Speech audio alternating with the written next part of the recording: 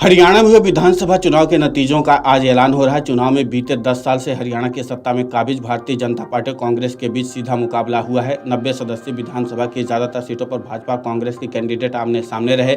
Exit poll और चुनावी पंडितों की भविष्यवाणियों को झुठलाते हुए बीजेपी राज्य में पूर्ण बहुमत हासिल करने की ओर बढ़ रही है। ऐसे में सवाल उठ रहा है कि बीजेपी ने बाजी को अपने पक्ष में कैसे किया। हरियाणा के चुनाव में 36 जातियों की बात हमेशा होती है। 36 जातियां मिलकर ही हरियाणा की सामाजिक संरचना बनाती हैं। चुनाव में भी सभी पार्टियां जातिगत समीकरणों पर भरोसा करती रही हैं।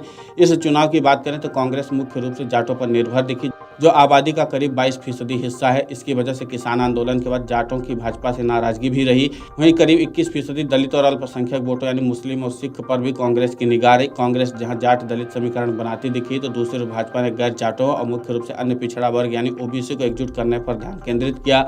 हरियाणा में ओबीसी की आबादी करीब 35% है।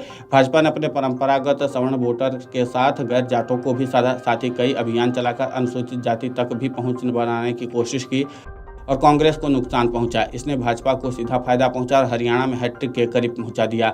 हरियाणा में अगर कांग्रेस के अलावा दूसरे दलों की बात की जाए तो इनेलो बसपा गठबंधन और जेजेपी असपा गठबंधन भी मुकाबले में था। दोनों ही गठबंधन बहुत बड़ा फर्क पैदा करने में नाकाम रहे, लेकिन ये भी दिलचस्प बात है कि दोनों ही गठबंधन दलित और जाटों के भरोसे थे। जेजेपी इनेलो जाटों पर तो असपा और बसपा दलितों पर निर्भर पार्टियां हैं। ऐसे में करीबी मुकाबले वाली सीटों पर यह गठबंधन भाजपा के बजाय कांग्रेस के लिए काफी नुकसानदेह साबित हुए। इससे कहीं न कहीं भाजपा को फायदा हुआ और कांग्रेस को नुकसान हुआ। हरियाणा में बहुमत के लिए 45 सीटों की जरूरत है। बीजेपी ने 49 सीटों पर बढ़त बनाया हुआ है। उसकी 40 से ज्यादा सीटों पर निर्णायक बढ़त है। ऐसे में यह साफ है कि हरियाणा में बीजेपी की सरकार बनना अब तकरीबन तय माना जा रहा है। कांग्रेस को हरियाणा में 25 सीटों पर जीत मिली है, यानी वो बहुमत से 10 सीट दूर रह गई है। अगर हरियाणा का चुनाव भाजपा जीत जाती है तो उसमें कांग्रेसियों के बड़बोलेपन का भी योगदान होगा। जुलाना में कांग्रेस उम्मीदवार विनेश फोगाट ने कहा था कि कांग्रेस का हाथ थप्पड़ का काम करेगा। वहीं असंध के कांग्रेस उम्मीदवार शमशेर गोगी ने कहा था कि कांग्रेस जीतती है तो पहले अपना घर भरेंगे। कांग्रेस सांसद कुमारी सैलजा के बारे में तथाकथित भूपेंद्र हुड्डा की अभद्र टिप्पणी ने एक खास वर्ग को नाराज किया। कुमारी सैलजा ने करीब 12 दिनों तक चुप्पी साधे रखी। इस मुद्दे को भाजपा ने दलित अपमान से जोड़ा और उसे खूब भुनाया। बाद में राहुल गांधी के साथ उन्होंने मंच साझा किया।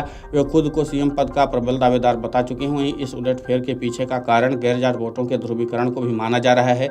चुनावी माहिरों के अनुसार इस बार एक बिरादरी के खिलाफ एकजुटता बनी हुई है। वहीं एकजुटता वोटों में बदल सकती है और वही एकजुटता का फायदा बीजेपी ने उठाया है। फिलहाल दलित वोटरों के दम पर भी बीजेपी को काफी ज्यादा फायदा हुआ है।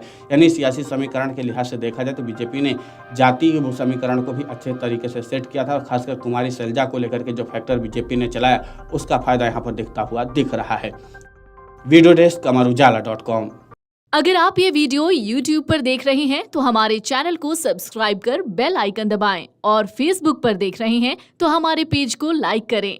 8 मिलियन प्लस सब्सक्राइबर, आपके इस भरोसे के लिए बहुत धन्यवाद।